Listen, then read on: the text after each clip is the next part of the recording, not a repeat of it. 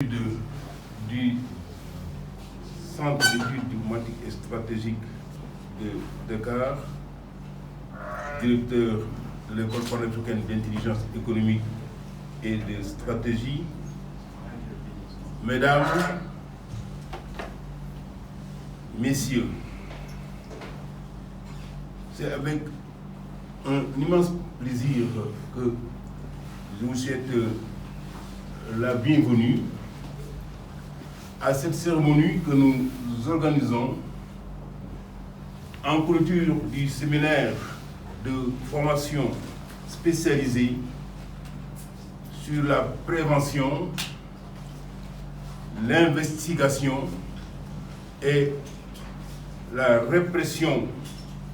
de la corruption que nous avons ouvert depuis lundi dernier,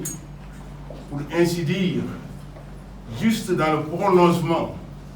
du voyage d'études que nous venons d'effectuer aux Nations Unies, à New York et à Washington, sur des sujets qui se situent quasiment dans la complémentarité de l'objet de la formation pour lequel nous sommes réunis aujourd'hui pour assurer la clôture. Messieurs les invités, messieurs les membres de l'Office de l'Écrit du Mali, vous ne pouvez imaginer à quel point nous avons été heureux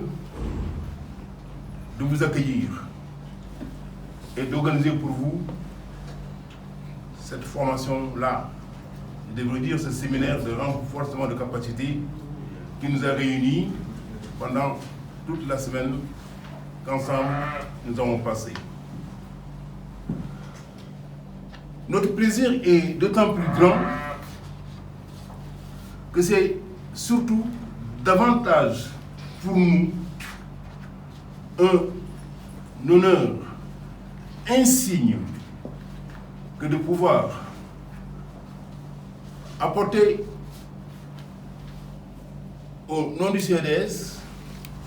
notre modeste contribution pour accompagner les efforts gigantesques qui sont déployés par le gouvernement de la République du Mali pour venir à bout de ces fléaux qu'on appelle corruption et enrichissement illicite, que vous savez être la gangrène de toutes les sociétés du monde.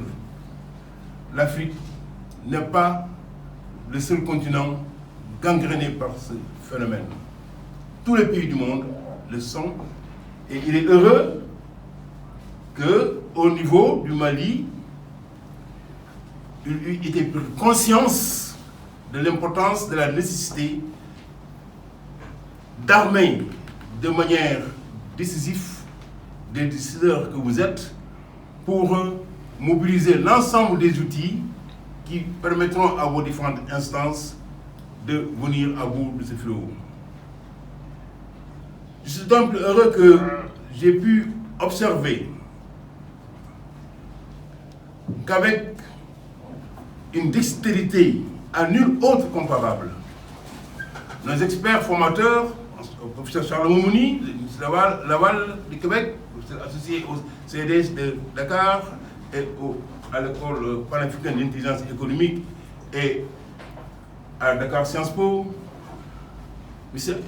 Amoussou, directeur des études du CDS Dakar, directeur de l'école panafricaine d'intelligence économique, le colonel Martin Sow, dont je me plairai toujours d'admirer en lui d'abord l'un des premiers auditeurs du Centre d'études diplomatiques et stratégiques de Dakar, ancien chef de cabinet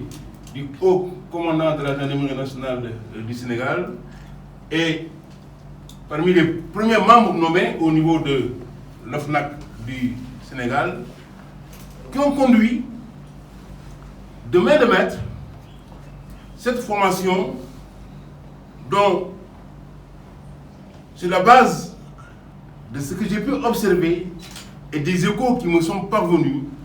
a été d'une prodigieuse fécondité. je serais heureux que cette affirmation-là puisse être vérifiée, attestée et confirmée par ceux-là, même en direction de qui cette formation a été donnée. Ce qui m'a le plus réjoui au cours de cette formation, c'est cette sublime capacité, cette intuition insondable qui a caractérisé les experts formateurs, qui ont compris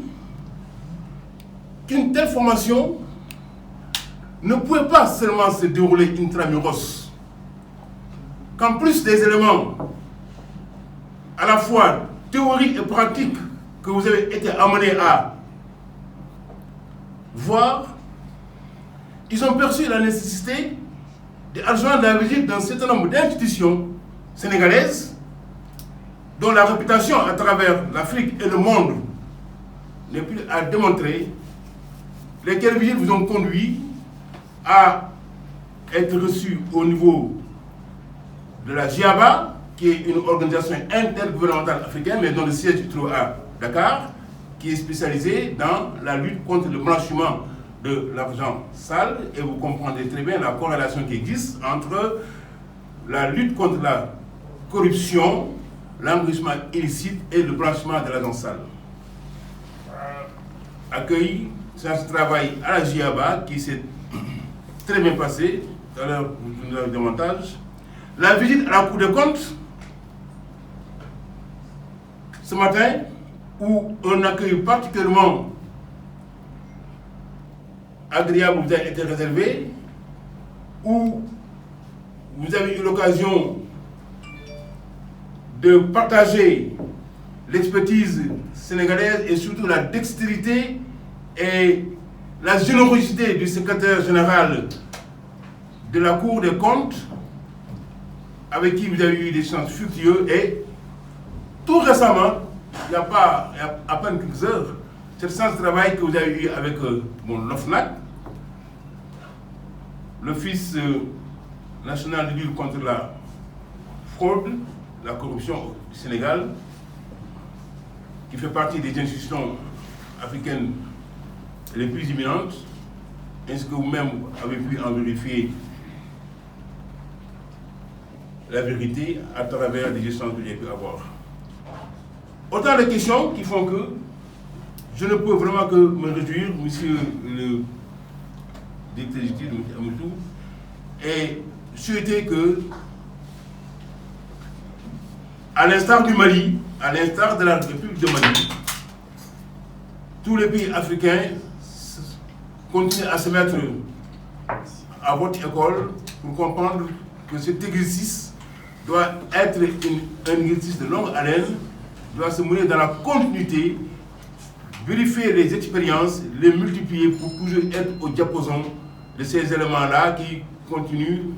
hélas, à gangréner les économies nationales, que ce soit en Afrique ou ailleurs.